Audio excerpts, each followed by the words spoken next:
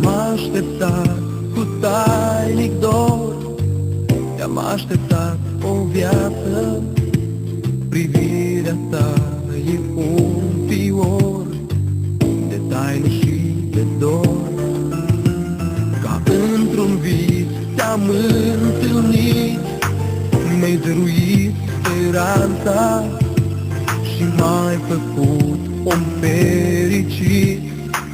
Destinul s-a împlinit, din toate florile ești cea mai frumoasă, ești cea mai mândră din lume, mireasă. Aștept cu drag să ne facem o casă și tu vei lumina în ea ca o stea. În viața mea ești o rază de soare, din toate tu luminezi cel mai tare. Îți dăruiesc astăzi această floare, e un semn de dor și amor, și amor.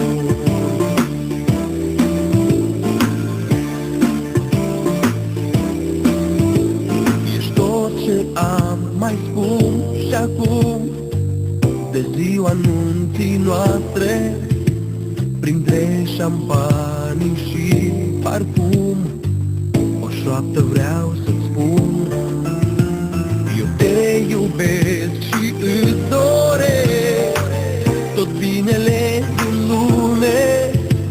Tu ești un dar dumnezeiesc, mă închin și-ți mulțumesc. Din toate florile ești cea mai frumoasă, ești cea mai mândră din lume, mireasă.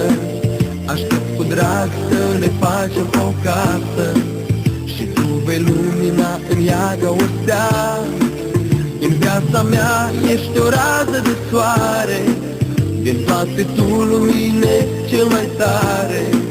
Îți dăruiesc astăzi această floare, e un semn de dor și amor, și amor.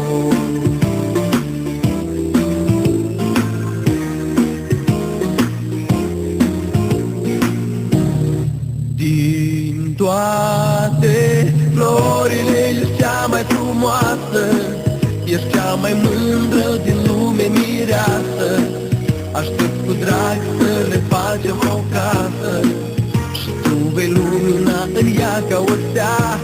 În viața mea tu ești o rază de soare, din toate tu lumine cel mai tare.